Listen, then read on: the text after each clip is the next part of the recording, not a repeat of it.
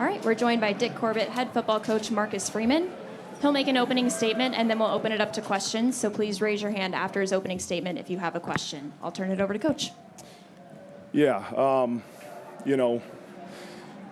not every week you get an opportunity to, get a victory like this that really you're so happy for your players, you're happy for your program, you're happy for this university, and we're going to enjoy this one, and our guys competed, and that was my message all week is that true competitors don't pick and choose when they compete for a game. Like, you don't, because of what happened last week, if you're an elite competitor, the inner motivation and the inner adversity sometimes that you have to face, it doesn't matter as you prepare for the next opponent. So I'm so proud of the way they executed.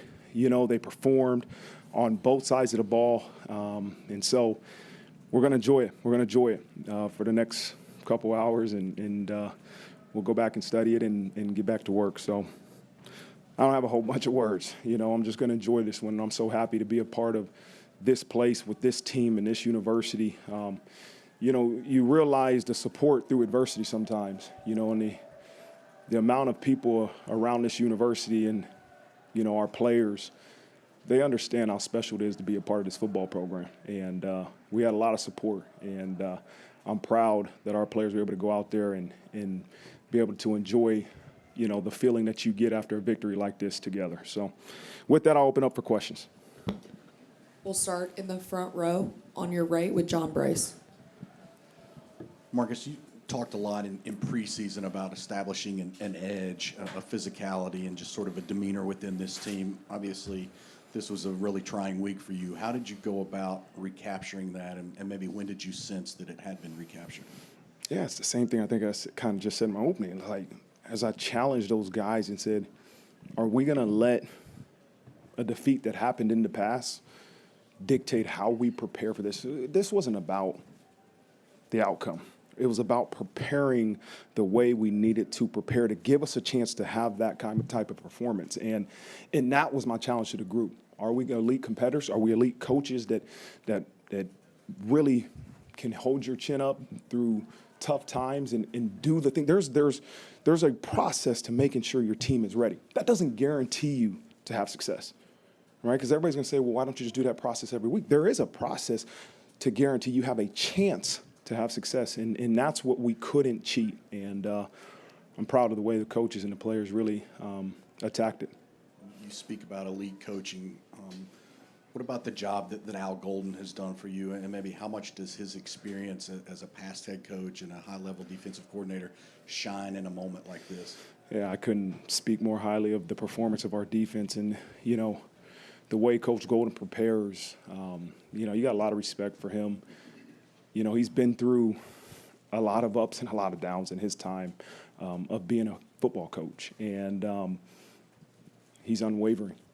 The way he prepares is unwavering, and obviously had a great plan for what our guys performed today, but our guys will perform as they are taught, right? And that's why I kept saying, Coach, it's on us. Like, we don't have insubordinate kids. We got to make sure we're teaching them exactly what we want them to do to give them a chance to have success. And I'm really proud of the way they performed and the way we prepared on both sides of the ball. Third row on your left, Tim Priester. Coach, I'm going to ask you a question similar to what I asked you earlier in the week. You might be more readily able to speak about it now, but just what you learned last year from playing against Caleb Williams. It looked like you guys did a great job of staying in your lanes, and just the application of what you learned to tonight. Yeah, Tim, I don't know if there's a perfect answer to stopping Caleb Williams. He is one of the best college football players that I've ever seen. And all I kept telling our guys is we have a plan, right? And on this play, you have to attack. You cannot play passive. You cannot play a three-man rush and let him go out there and be the Heisman Trophy winner that he is. You have to attack. And no matter what happened the last play, there was plenty of plays that he continued to extend plays with his legs. But on that play, I think our guys continued to battle. And then in the secondary, we were able to capitalize off of, I'm sure he would call mistakes. He doesn't want to throw the ball to our defenders, but we were able to capitalize off of them. right? Instead of just having PBUs or instead of almost, our guys turned those into takeaways, which were huge for our entire team. Could you speak to those turnovers? Because he had 6 interceptions and like almost 700 passes, and you got half of that tonight. Just talk about if you could, your secondary and the way they played. They battled their tails off, man, and I know Xavier Watts had some crazy stats, and I think about, I don't know if it was the last takeaway that Cam Hart had. I kind of saw it on the video board, and it's something we practice over, the ability to stab the ball out. And we talk about, if we have awareness and you can stab the ball out, stab it out. And it was a teach tape on terms of doing that, and Xavier returned it, which is another coaching point, right? You sprint through the end zone. Don't start jogging and celebrating. That could have been a play that is on SportsCenter in a bad way, right? And so we always got to learn. And I don't want to turn to negative, but like I kind of think about the teaching plays. And Jalen Snee, we can't rough a punter. We know that. And he played great. Make sure he played phenomenal. We can't rough the punter in the first half. We can't celebrate, as they're getting ready to snap the ball. So all those teaching plays, same thing with Xavier, man. Make sure you finish the ball through the end, though. If I could, is that why you called the timeout? Because you had guys celebrating? Yeah, because we're going to get a penalty. So I stood there by the ref, and we're going to either get 12 men on the field, right, and they're going to still have a free play, or call timeout, and,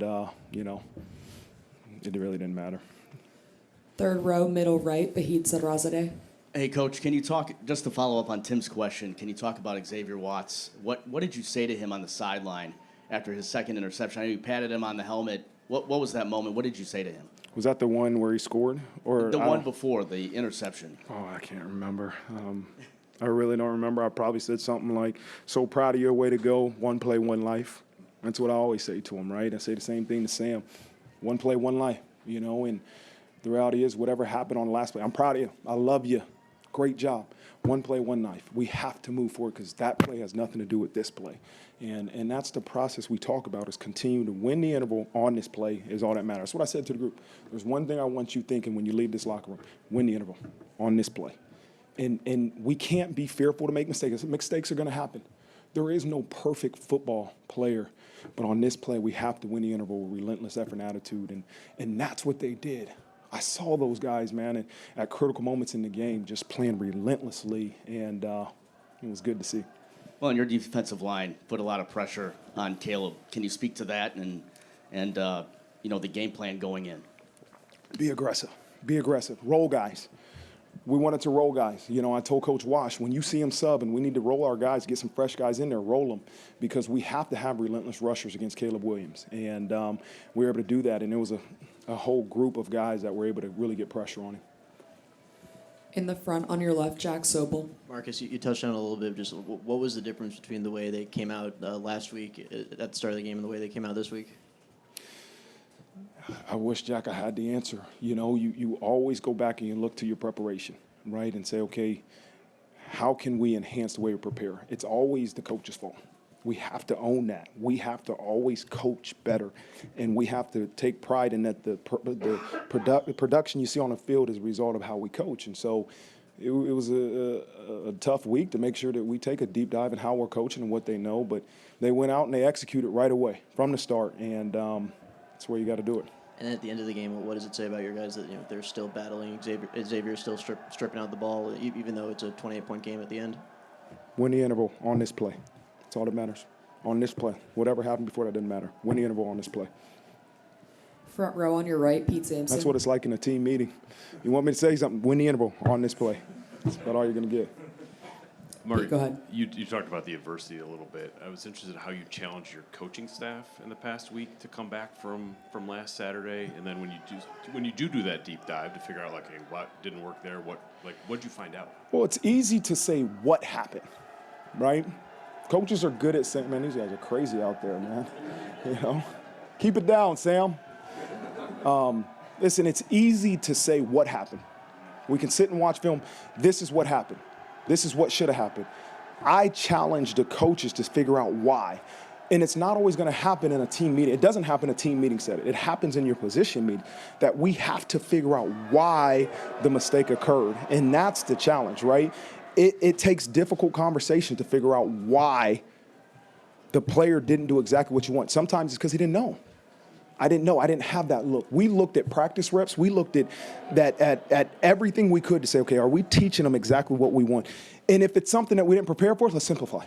So they have rules that there's no confusion. Because if we do that, we got a chance to be really successful, as you saw today. But we have to make sure we're giving our kids a chance to be successful. You came back from adversity last year.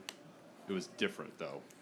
How is this week maybe unique to some of the bounce backs you had last year where you had to, like, learn something new with that coach? You know, Pete, the weeks that you lose are really long, especially around here. You know, the expectation is you win every game you play. And I know the hours are the same, but the weeks that you win, they seem to go by really fast, you know, and the next opportunity is here. But it is what it is. You know what I mean? And you have to pick your head up and go back to work. Adversity is a part of life. I told our guys, here's the word I use. I said, I want to be an anti-fragile program. I told them this on Monday. We have to be an anti-fragile program. What does that mean? We just didn't get through it. We didn't get through adversity. We are better because of the adversity that we faced. That's easy to say. The challenge is do the things that it takes to make sure we're better, and that's what these guys, these coaches and players did. Second row on your left, Tyler James. Marcus, it looked like on kick returns you guys had 3 guys back deep for the game. What informed that decision, and do you think that impacted the opportunity that Jadarian had with his The weather was the reason why. We knew there was going to be, we prepared for a little bit, probably more strenuous conditions than we actually got, but we knew the wind, the rain, we were preparing, so we didn't know where that ball was going to go, so we had 3 returners. And you know what, I think they took a lot of pride. I remember being in that huddle saying, every one of you have to win the interval. And if we do that, this ball can be returned. And we had a couple good returns, and that one obviously went the entire way. You know, JD kind of got a little bit tired at the end, but, you know, it's a credit to Coach Biaggi and what he's done with that group, and credit to those guys for doing their job. What does it mean to see the way the offensive line rebounded after last week? No sacks allowed, no penalties, and average 4 yards per carry. They take a lot of pride. You know, they take a lot of pride, Tyler, in what they do, and, you know, they want the challenge. They embrace the challenge. You know, and as I told him, I said, perception right now is that we can't run the ball because of our offensive line. That doesn't mean it's reality, but take that as a challenge. And I love the way they attacked in practice and performed today. All right, thanks very much, Coach. All right, thanks, guys. I won't see you next week because of bye week, so have a good week.